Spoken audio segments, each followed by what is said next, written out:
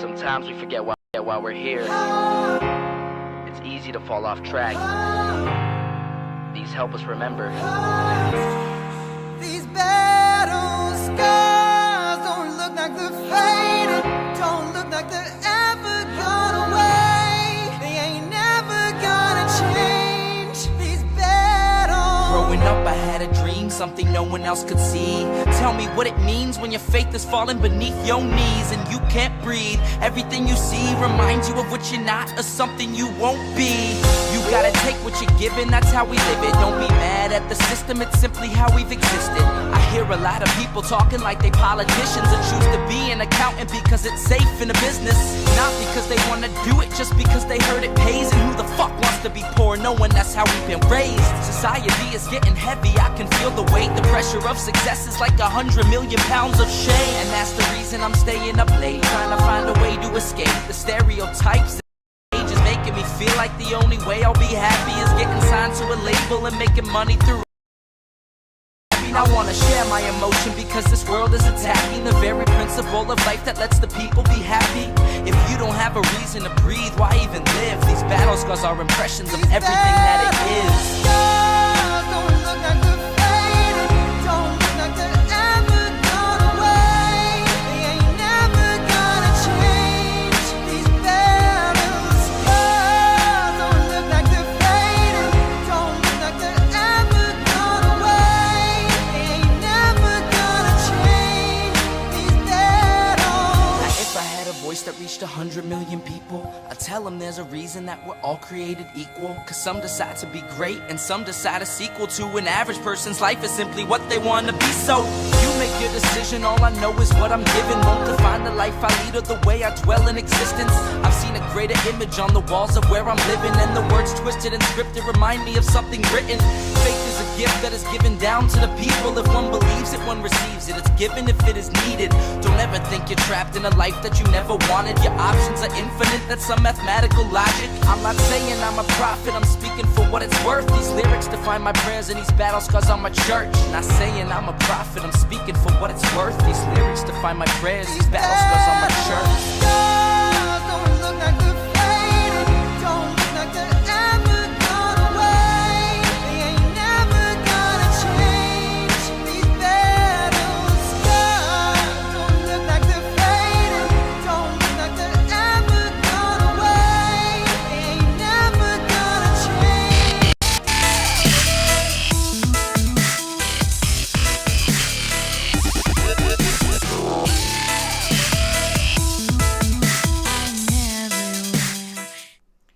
Okay, well, hello everyone. I'm surprised I even made it here tonight because I had the radio show today. I've been recording that all day on Amendment 78 in Colorado. Holy cow. And actually, we have a guest today. I didn't put that on the announcement because it was going to be a surprise. And no, it's not Ron Paul. I know it's an inside joke. That's an inside joke for Tom Woods. But I decided now that things pretty much have settled down, hopefully, hopefully that I would start once again discussing some of the more mundane LNC things that are going on, which I intend upon continuing to do no matter what happens with the JC decision. As I said, if I do not win my JC appeal, I know some people are not going to be too happy about this. Like I've really worried about making people happy so far this term, is that I am going to fulfill my duties unofficially because I was elected by the delegates and I don't honor the decision of a rogue LNC. Sorry, I don't. And if I'm reinstated, then that's just the way it is. And I already said I'd be a good girl. I don't think there's going to be any controversies between, as long as we don't try to take over any state parties, I think we'll be just fine. We don't have to be BFF. I'm sure we will just be fine. We're all professionals. But there's still some more mundane things I'd like to discuss. Not everything is a huge hoo-ha. Some things are just things that reasonable people can disagree on. So before I bring on my LNC member guest, the list is now very short when I said it's a member of the LNC, because there's only about 6 of them, I think, that are talking to me right now. Maybe 7. So before I do the big reveal, I do have to do my shameless grifting.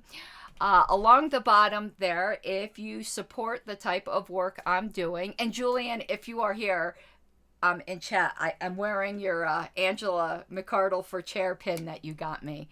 But back to the shameless grifting.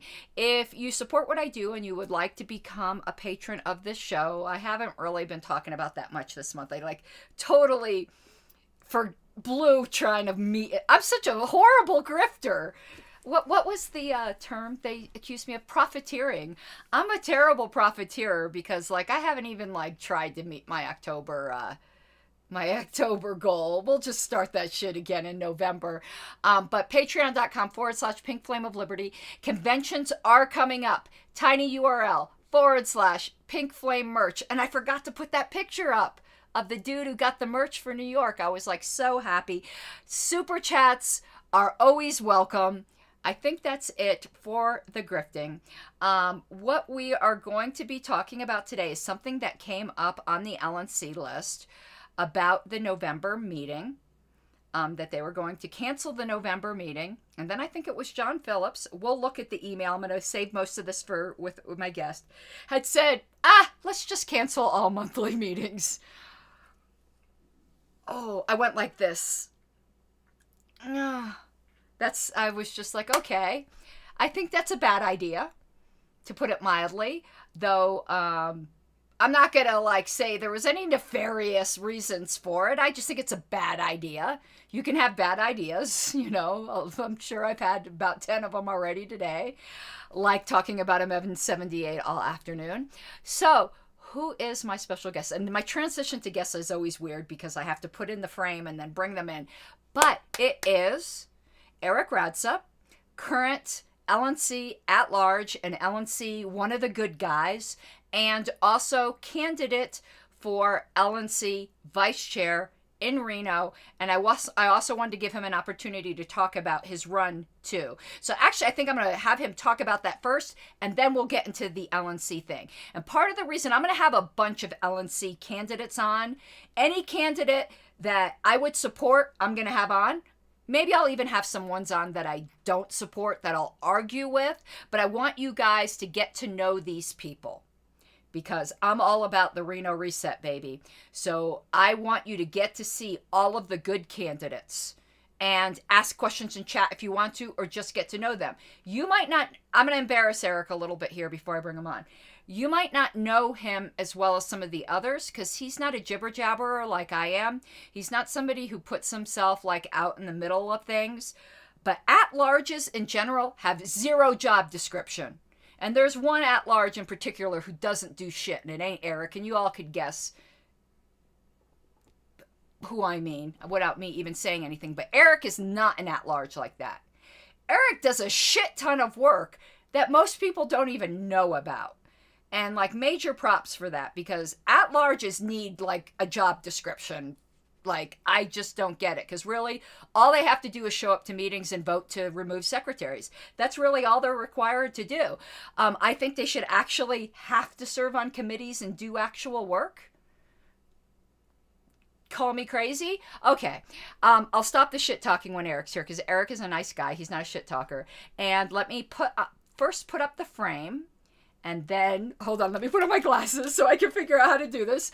Let me first I'm such a boomer. Let me first put up the frame, and that's me on the left. So I need to add Eric to the right. Here we go. Now I need to scoot over. Okay. Hey! It's opposite. There we go. I'm going to scoot back so I fit back in the frame a little bit better. Yeah, now, okay, here we both are. Perfect. Okay, and hopefully you can see chat as well. I don't know what it looks like from your end. I think you can. Otherwise, I'll just let you know. Yes, I can. Yes, I can see the chat. And Fidalgo Files, speaking of Shadow Cabinet, Eric, you probably don't know this, and you'll be fascinated. The LNC used to have a committee called the Shadow Cabinet, and we had a Shadow Secretary of State, a Shadow Secretary of Defense, and anytime there was a controversy, they acted like they actually had those positions and put out statements. It was wonderful. I wish we would do that again. I'm going to start scanning that stuff and put it up, because maybe after the Reno reset, that's something we will do. Wyoming. LH Necessary is trying to get in touch with Wyoming. I don't really know anyone in Wyoming to help you out there. I would recommend that you get in touch with the regional representative for Wyoming, but I'm not going to talk about him. Okay, Eric, so before we talk about the issue du jour that I wanted to talk about on the LNC list, tell us about your vice chair race and like your goals and vision and all of that kind of stuff. So it's booting up right now. Really excited. There's already been quite a bit of support. So I'm really excited about this. It's going to be a lot of the same that you saw from the my at-large run. We're talking about marketing. We're talking about media. We're trying to get the message out. And all of this is really, really important. But of course, the vice chair, it's a different position, so there has to be more. One of the things that I see that the vice chair is really missing is the fact that the chair is currently bogged down with both the day-to-day operations of the party, but also being the forward-facing element of the party. I believe that the vice chair really needs to take over a key aspect of operations, and with the help of several individuals, we're writing something for the Bylaws committee to actually codify that and bring that forward to actually give a larger chunk of the operations of the day-to-day operations of the party to the vice chair to free the chair and actually allow, hopefully her, to get everything done. Button. There you your go. button, Exactly. Angela. Absolutely. And make sure that she has the tools and everything to make sure that we move forward in the most efficient way possible. And I think that's one of the best things that the vice chair can do is actually take over the operations aspects of the party. And that's one thing that I'll be driving forward as well. I mean, I have an operations background. I was military intelligence. I was various aspects in operations throughout many corporations. So I have an operations background. I just want to bring that to the Libertarian Party and really hit the ground running. So yeah, and that's actually what like you said, I do a lot of unsung things for the Libertarian Party. And a lot of work behind the scenes, and a lot of that is already operationally based. So this is just going to be kind of expanding the current role that I've kind of carved myself out as an at-large member. And now these aren't gotcha questions. These are just curious, and there's no right or wrong answer. So, Roberts, can you run a meeting if you have to? Robert's Rules of Order. Oh, okay. The holy book! I thought you were calling me Robert for a second. No, Robert's Rules of Order. Yeah. No, absolutely. I could definitely run a meeting. This goes back many years and actually goes back several versions. But I was second place in New York State as parliamentarian. So among high school students. So, I mean, I've had my hands on Robert's Rules of Order for years. It's been something that I've been reading and keeping up on ever since the 9th version, or even earlier than that. Definitely I could absolutely run a meeting utilizing Robert's Rules of Order. And I'm seeing if anyone else and chat, if you have questions, and Sean is getting on you for military intelligence. It's former military intelligence, yes. Sean. I actually gained intelligence and left. How about that? I'll see if anyone in there.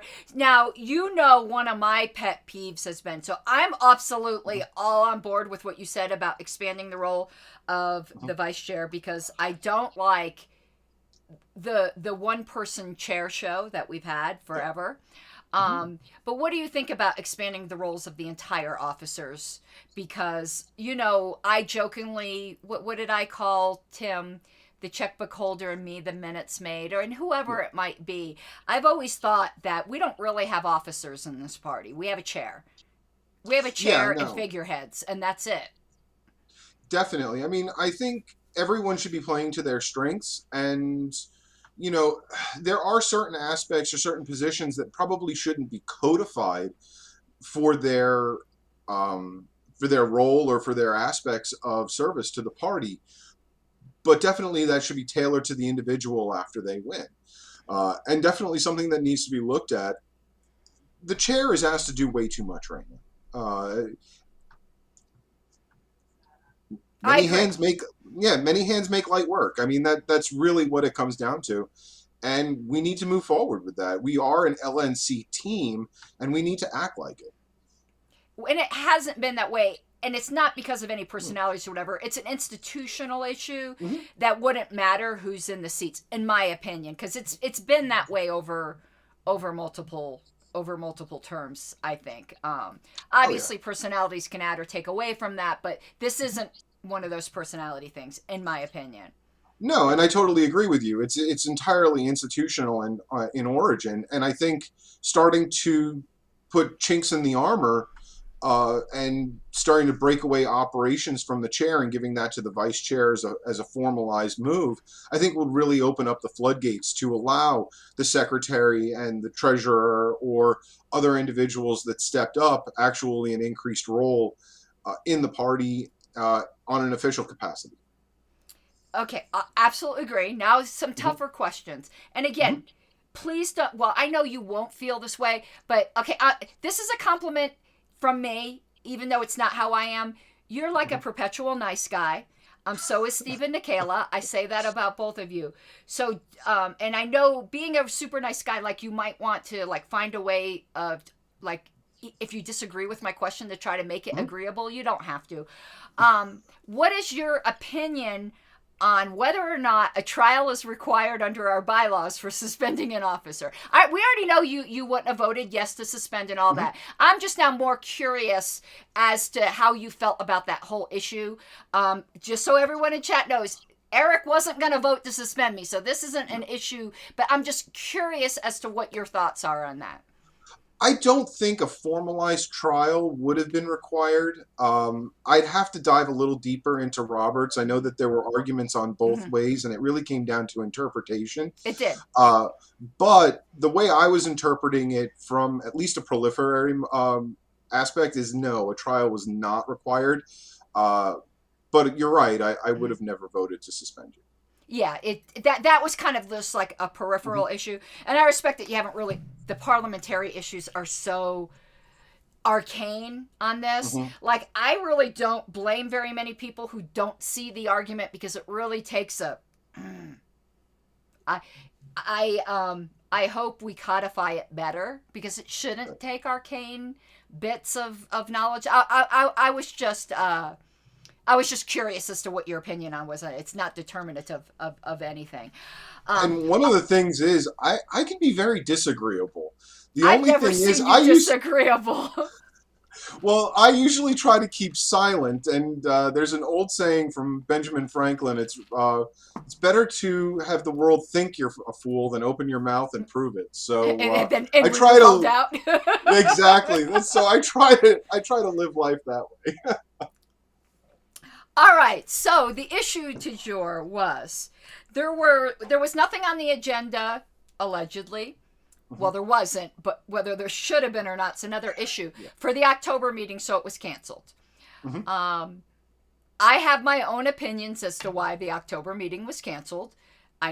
It's speculative. Obviously, I don't think they wanted to hear from the members as to what they did in September. And if I were them, I wouldn't have wanted to hear from the members either. Can I prove that was the motivation? Of course not. That's my opinion. But I don't think it's unreasonable. Now, I don't think that's the reason for November. I think everyone is very tired. They got to hear the JC hearing. Everyone's waiting for the opinion. I don't think that has anything to do with November. So there wasn't anything so far on the agenda for November. But I think what you had till Sunday or something to put things on, the LNC did. And then John Phillips said something to the extent of, while he was a big proponent of these monthly meetings, he just, because a few got canceled, I guess, now he just wants to say, now we're not going to have them. And Richard co-sponsored, Laura Epke co-sponsored. Do you remember who was the, I can look at. So Phillips, Adams, Epke, and Longstreth are the ones who co-sponsored. And some of them surprised me. Longstress co-sponsoring surprises me because he was one of the biggest proponents of it. And I don't know his reasoning because I don't think he really gave it. He just seemed to agree with Phillips. But I kind of agreed with you, and I'm going to expand it, is what's the harm? So you have it set and you cancel it. Yeah, I mean, it's a lot easier to cancel a meeting than actually creating one. Have you ever tried to set a special meeting? I wouldn't want to. It's awful. It really, I could imagine. So the fact that this was proposed by several individuals when we started, I thought was a great idea. Also, it gives I said this about the October meeting. I didn't say it about the November meeting, but it still stands true, is that this is a great opportunity for our members to actually give live feedback to the LNC. Negative, positive, what have you, but it allows us to have direct communication in a way that very often can't be done throughout the course of the year. You know, I mean, absolutely, we receive emails daily from our members, but to have that live conversation, I think, is a touch that really is missing, and really brings the party in contact with the LNC and makes us serve the members better. Yeah, to me, and setting a meeting, to me, canceling them, the whole reason, because I was the person last term who was driving for monthly meetings, and Richard jumped on board with it. He also was very much a proponent at the time. I forgot who else might have been, because it's such a nightmare to set a special meeting. You got to get 6 people to all agree on the same date and time, and then you get them all to say, and then next thing you know, one of them goes, well, no, I kind of maybe said, and you're losing sponsors. Yep. It's a nightmare. Just like getting email sponsors for a ballot's big enough. Imagine getting 6 and you got to agree on a date and time. Mm-hmm. If it's already a set time, it's done. And oh my God, why? I just don't get why you wouldn't want to have that, because this whole term we have not had that nightmare, except for the New Hampshire thing, of trying to set a special meeting. Yeah. And remember when we did it, feelings got hurt. I'm not available that day. Why didn't you do a doodle poll? Why didn't you consult the astrologist? Why didn't you read the pig entrails? It gets so ridiculous. Meanwhile, if you've got an issue, you know, at least once a month, you can ask for it to be put on the agenda. It cut down on having email ballots. Now without special meetings, you want to know how many more email ballots you're going to have on dumb shit? Oh, yeah. And not only that, but there's a lot. I mean, whenever we vote on something via email ballot, there's no discussion. And a lot of the ideas, and no amendment. Exactly. So when you have those monthly meetings, you can have a productive discussion. You can evolve the motion and make the motion better. Now we're kind of locked into whatever the initial thought process was, and good luck. Yeah, so and I'm a some huge people who don't read the email list, whether that's good or bad. I'm not even going to say. So by the time an email ballot comes around, they're like, oh, I don't like that language. Mm-hmm. Well, you should have been here for the discussion, but some people, that's just not their thing. But they'll come to the meeting and have the live discussion.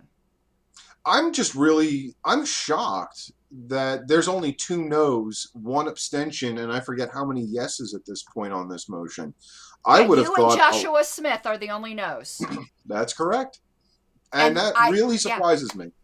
Yeah, it does. It surprised me that Stephen Nikala was a yes. Yep. Especially that these meetings were created at our first in-person meeting with a unanimous vote. Yeah. It's so the hard and okay, I'm sorry, I am gonna get a little like, I don't know what Tim Hagen is on about where he said, and I think the original motion violated the policy manual. What?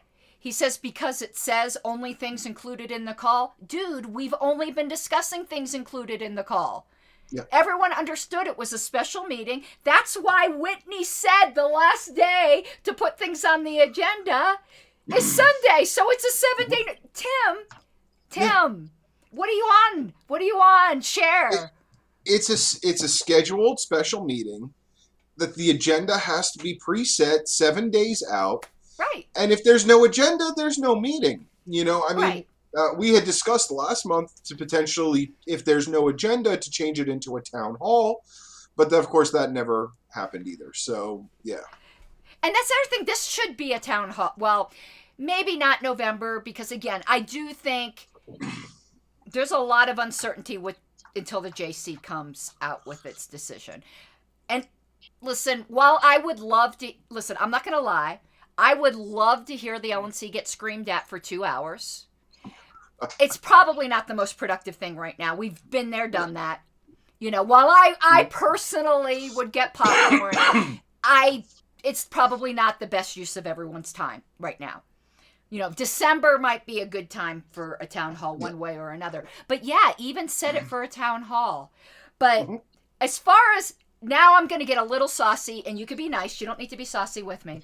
I thought, Eric, we were told this as members, that the minute I was gone, you guys were going to get so much done. And you don't even have shit to put on an agenda. What the actual fuck? You're absolutely getting right. so much done. Nothing. The exact same amount of shit that got done as before. Listen, I already have things. Listen, I got stuff you guys could put on the agenda, but maybe now you might want to, and I'll put these in you. You don't have to. Don't feel obligated to put it on. But when there was the quick adjournment in September after the political assassination of me, there were still things left on the agenda, such as 2 things the LNC I don't think wants to talk about. How about let's get a policy for that secret email list? I wrote one out. That's a good one. I don't have to be there to move it. Someone else can move it. Why isn't that on the agenda? Because this secret email list is fucking ridiculous. B, convention contingency plans. Do y'all think COVID's going away by May? I don't. Why aren't they just... There's 2 great things right now that could be on the agenda. You have till Sunday. I'm not saying you have to propose it. I'm just saying, LNC, anyone want to take those ideas? Members want to see those discussed. And we got so I got some super chats. I got 1 super chat for the F-bomb. Hey, if I got a super chat every time I did an F-bomb, I could be a millionaire. And Larry... I'll drop fuck for you. There you go. Okay, Eric just did. That's got to be worth something. So we got multiple ones. Larry said, made you look. And yeah, somebody right here, the infamous T, this right here. It's hard enough time nailing down people on tentative meetings. Yep. I know. It's crazy. Yep. So I'm hoping that some other LNC members that I know are watching, because they want to watch to see what else they can write in their little book to give me coal for Christmas. And screenshots, Matthew Buffman, don't forget to get your screenshots, and timestamps this time. Maybe you'll reconsider, because I'm not reading into anyone's motives. I don't know what anyone's motives are. I frankly don't care. I just think it's a dumb idea. But I do have a suggestion. I do understand this. It's a pain in the ass to do a motion to cancel it. I would suggest that somebody move to amend something previously adopted, that being the original motion to have these monthly meetings, to add this language. If nothing is put on the agenda by 7 days prior to the meeting is automatically canceled. Yep. Yep, and that would actually make it a lot easier. You know? Yeah. That's all you need to do, because it is a pain in the ass to have to vote to cancel. I get that. Yeah. You know, and that would give a pressure release to continue on with that, and I think that's really important. So maybe somebody will suggest that. Hint, hint. But I'm just saying, because I canceling it, you guys, I think, are going to regret it. Yeah. It. I already regret how this vote's going. I think it's a big mistake, and we just don't realize it yet. Yeah, and again, I know some people will think it's just I want to just see you guys get lit on. That's not it. Like, no, I'm not even ass mad at all about really canceling November. Though I do think the secret email list policy should be on the November agenda. And you guys got to start talking about convention contingencies. Yeah. Because whether it's a valid concern or not, it's a real concern. It exists, is what I'm trying to say. There are certain factional tensions in the party where people believe, and I'm one of them who believes this, okay? I'm just going to put my cards on the table, that the LNC might start to fear the Reno reset and make it, how do I put this? Because I don't even think anyone has to do anything for this to happen. I just think they have to not do something. Let's say Nevada decided to put some onerous restrictions in place. That would automatically change the type of people who would come to the convention. And it's against libertarian principles. So I think what people want to hear the LNC say, and it was the resolution that I was going to put forward, that if something should happen, either for the venue or the state of Nevada, whatever, that puts a vaccination requirement, something of that extent, onto our convention, that we will get out of the contract, that we commit now before anything happens, that we will move it no matter what. That's what people want to hear the LNC say. Now, is that going to happen? I don't think so, but I think there's about a 20% chance, and that's enough to worry people. So the difficulty with this is that this contract was signed almost a year prior to the existence of Corona. Right. So we never had the opportunity, or we didn't take the opportunity to actually define what force majeure would be. So we have to go back to the local or state level definition of what force majeure would be, which would get us out of the contract. I think we need to at least look at it, though, don't you? Yeah. Oh, absolutely. I mean, and on the convention committee, we've gone over the contract, and we've actually gotten a more defined sense of what force majeure would be. And it's going to be difficult unless if there are caps that would actually limit how many delegates there could be, and it would be less than the total delegates that we have allotted. That would actually then potentially trigger force majeure, and we could find a new location. Couldn't we ask for an amendment now? If you were the venue, would you really grant that? I mean, This venue has bent over backwards for us. yes, yes, they have. And I think they might consider it. But I'm going to be perfectly honest with you here. And you might not agree, and I don't even know how members would agree. I don't even know what it would cost us. But I actually want to see the LNC say, even if we have to cut our losses and pay a penalty, we will not comply. That's what members want to see the LNC say. And I think we should at least try for an amendment. What's the worst they're going to say? No? We'll I mean, live. we could definitely go back and try, and we can see what we can do. I think that would have to come from the LNC and not from the convention committee. But it would be tens of thousands of dollars if that was to occur. And if you look at our budget, I mean, the entire convention is budgeted for $360,000. Adding tens of thousands of dollars, and then also booking last minute somewhere else, and you'd probably be spending another tens or hundreds of thousands of dollars extra. But shouldn't we investigate it? Shouldn't we know instead of maybe this, that? Because let me tell you something, Eric, and you know this too. Let's say something happened. We couldn't get out of it. The entire makeup of who the LNC is will be in question. We could lose state parties over this. The loss to us could be unfathomable, that it's actually worth tens of thousands to avoid that. It would definitely be, it's an uphill battle. Is it worth investigating? Absolutely. But I still think it would be very difficult. And imagining what an emergency convention would be this time around, I would feel that it wouldn't come off nearly as well as what happened with Orlando, because we were in the depth of it. So, I mean, it's going to be tough, but I think the LNC should push to see what contingencies are.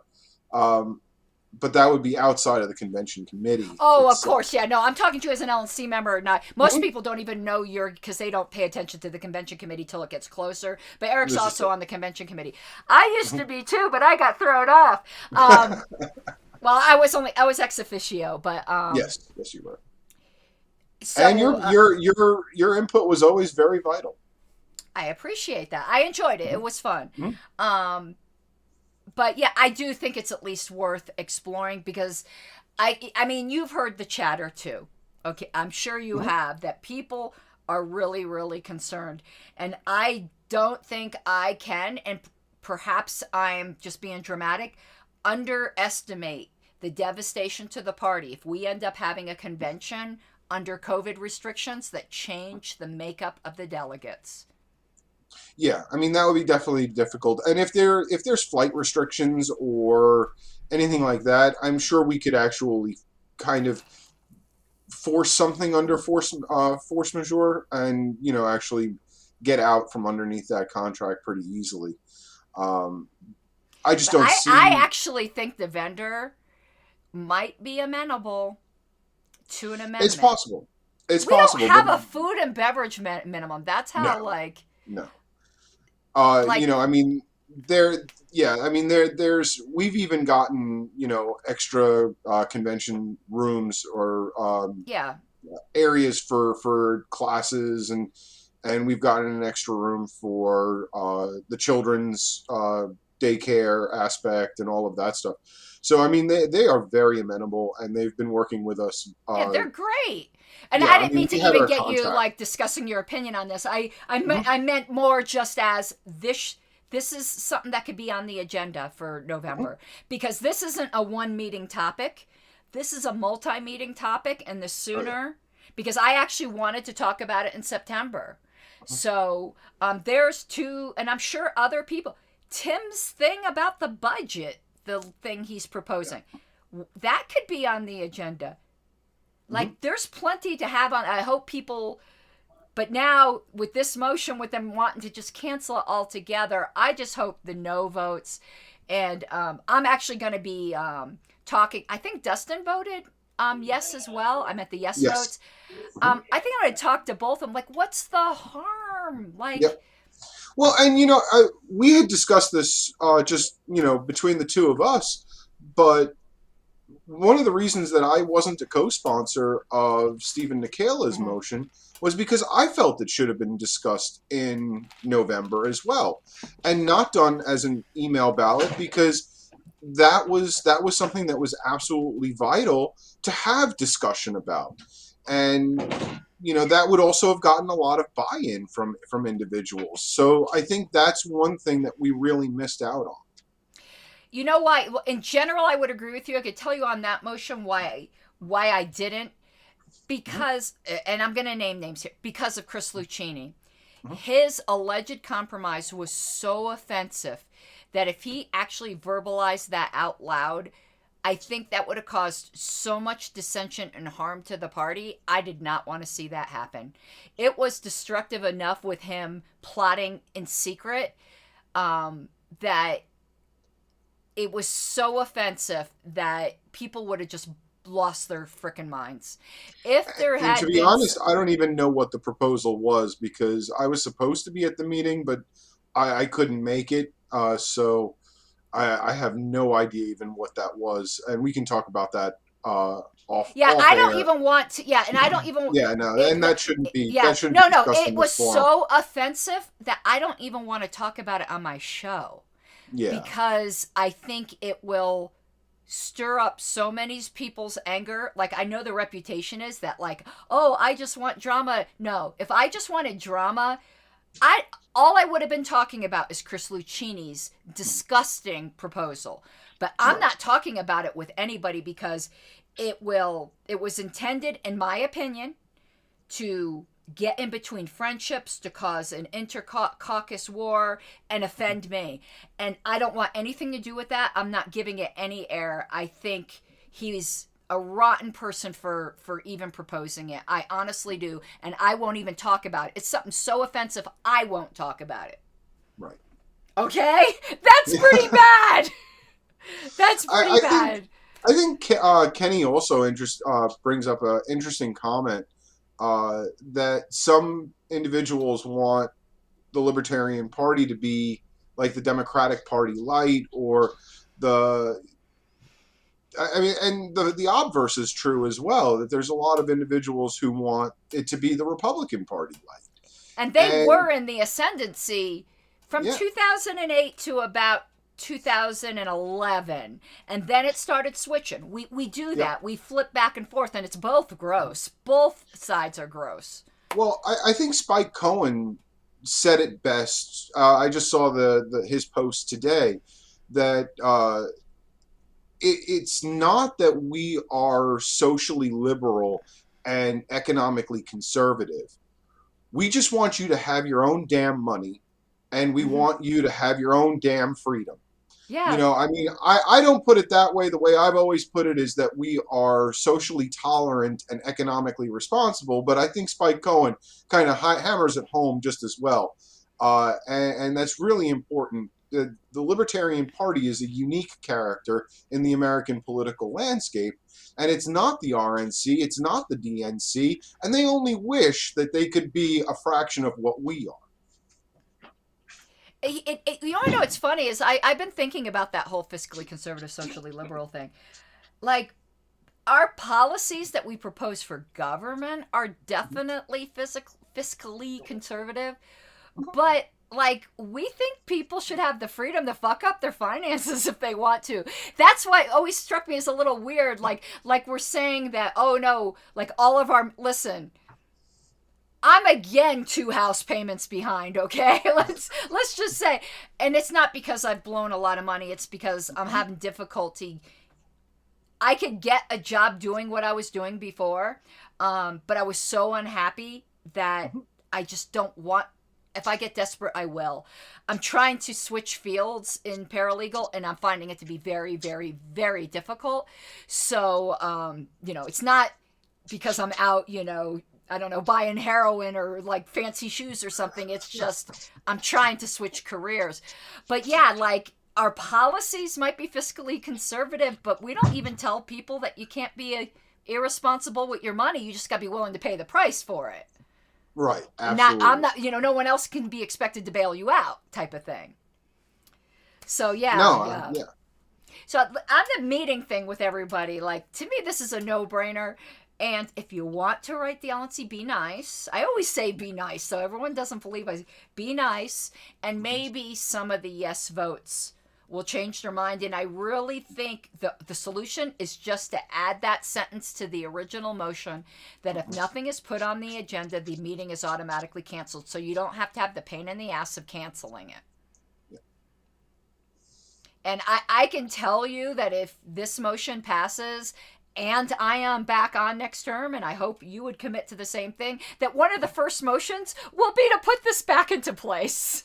Oh, absolutely. I mean, it would be on our first meeting in Reno. It would be voted on right then and there, because this is something that I think is key to the success of the party. And you know, Colorado, we have quarterly town halls. I think that would be fantastic if the LNC did that too. No meeting, just town halls. And I think the relationship with the membership would be a lot better. And you want to know what? We don't even require our board to attend. It's whoever wants to, because we say the members will see who shows up and who doesn't. Yeah. The chair commits, no one else commits, and they all show up because they don't want to look like the asshole that doesn't show up to the town hall. But I don't see why we can't do the same thing with the LNC. It should be done. It should be done because the reality is that we're still servants to the party. Yeah. And the members are the party, so we need to be answerable to them. And what's a better way to actually communicate than utilizing the technology that's in front of us and actually having these digital town halls? I think that's absolutely vital. And that's something everyone needs to remember.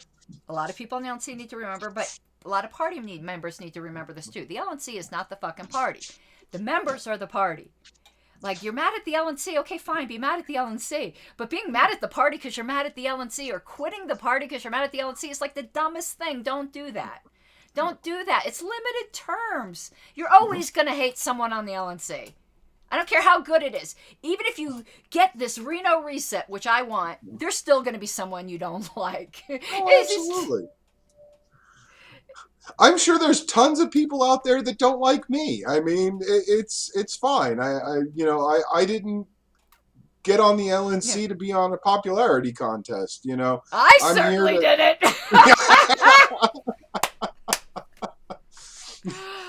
Oh boy! I just want what's best for the party, and I hope that I can bring that. And that's really, why I ran in the first place, and why I'm running for vice chair now, is that I truly believe that I can bring something positive to the party to make it better for the future.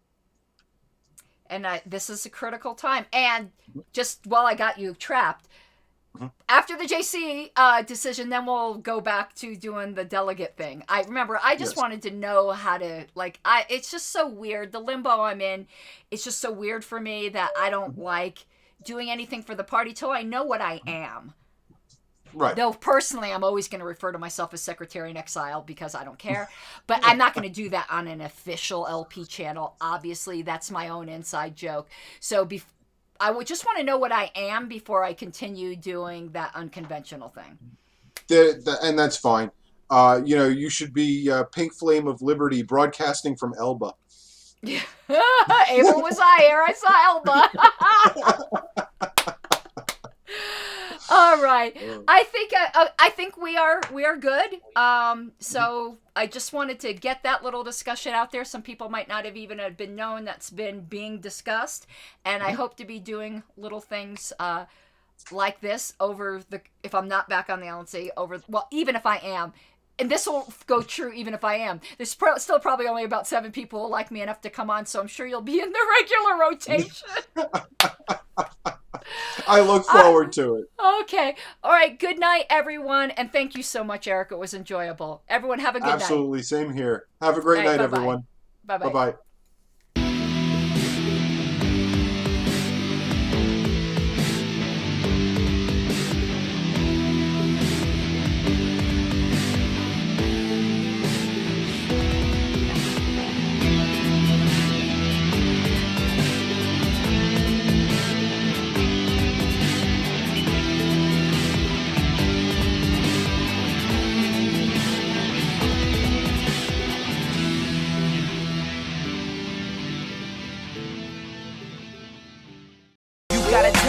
Given, that's how we live it. Don't be mad at the system, it's simply how we've existed. I hear a lot of people talking like they politicians and choose to be an accountant because it's safe in the business, not because they want to